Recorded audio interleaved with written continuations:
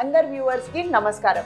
నా పేరు doctor Jasmine Salkar, clinical head and consultant reproductive medicine Hegde fertility Malakpet branch నుండి. పిల్లల లేమి సమస్య కేవలం ఆడవాళ్ళకి మాత్రం సంబంధించి ఉండదు, మగవాళ్ళకి కూడా కొన్ని కారణాలు ఉంటాయి.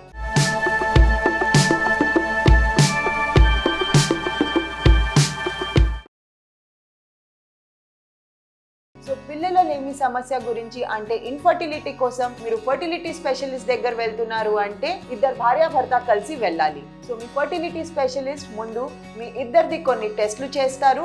తర్వాత ఆ రిపోర్ట్స్ వచ్చాక మీకు ట్రీట్మెంట్ ఏ రకంగా చేయొచ్చు అని సలహా ఇస్తారు. సో అందులో ముందు మగవాళ్ళకి అది టెస్ట్ ఎలా చేస్తారు అని డిస్కస్ చేద్దాం. మగవాళ్ళకి టెస్ట్ చేయాలంటే చాలా simple.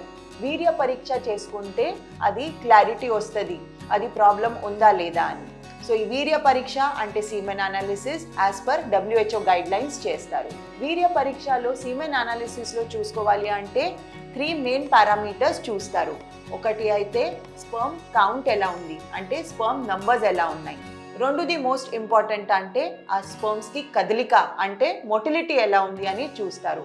Third most important factor అంటే ఆ స్పర్మ్స్కి నార్మల్ షేప్స్ ఎలా ఉన్నాయి అని చూస్తారు. సో అది సీమెన్ అనాలిసిస్ ఒక మంచి ల్యాబ్లో అది ఎంబ్రియోలాజిస్ట్ చేసుకుంటే మీకు కరెక్ట్ రిపోర్ట్ తెలుస్తుంది.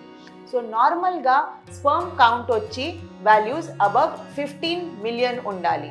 సో 15 మిలియన్ కింద ఏది అన్న కౌంట్స్ ఉంటే దానికి అయితే ఆలిగోజూస్పర్మియా అంటాము. రెండోది కదలిక, అది sperm motility as per WHO guide lines నార్మల్గా 40% అండ్ అబవ్ ఉండాలి. సో ఎనీథింగ్ అది స్పర్మ్ కదలిక 40% కింద ఉంటే అది దానికి మనమైతే యాస్టినోజూస్పర్మియా అంటాము. సో ఆ స్పర్మ్ మోటిలిటీ తక్కువ ఉన్నప్పుడు కొంచెం న్యాచురల్ ప్రెగ్నెన్సీ రావడం ఛాన్సెస్ తగ్గుతాయి. ఇంకా ఆ స్పర్మ్ మోటిలిటీలో కూడా యాక్టివ్ ర్యాపిడ్ మోటిలిటీ ఉంటుంది, సెకండ్ స్లో స్లగిష్ మోటిలిటీ ఉంటుంది, ఇంకా థర్డ్ స్పర్మ్స్ ఇమ్మోటైల్ ఉండొచ్చు.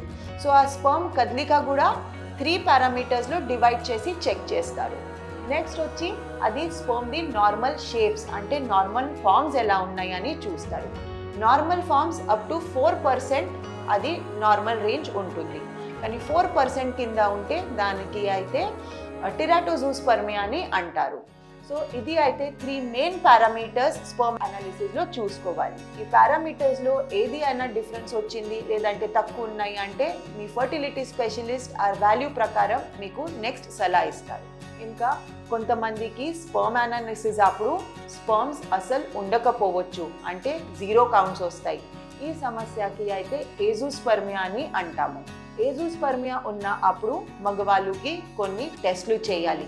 లేదంటే అది స్పర్మ్ కౌంట్ చాలా తక్కువ ఉన్నప్పుడు <6 మిలియన్స్ ఉన్న అప్పుడు మగవాళ్ళకి కొన్ని బ్లడ్ టెస్ట్ ఇంకా స్క్రోటల్ స్కానింగ్ చేపిస్తాము. సో బ్లడ్ టెస్ట్లో బేసిక్ హార్మోన్స్ చెక్ చేస్తారు, ఇంకా థైరాయిడ్, షుగర్, హెమోగ్లోబిన్, ఇది జనరల్ మెడికల్ కండిషన్ ఎలా ఉంది అని చూస్తారు.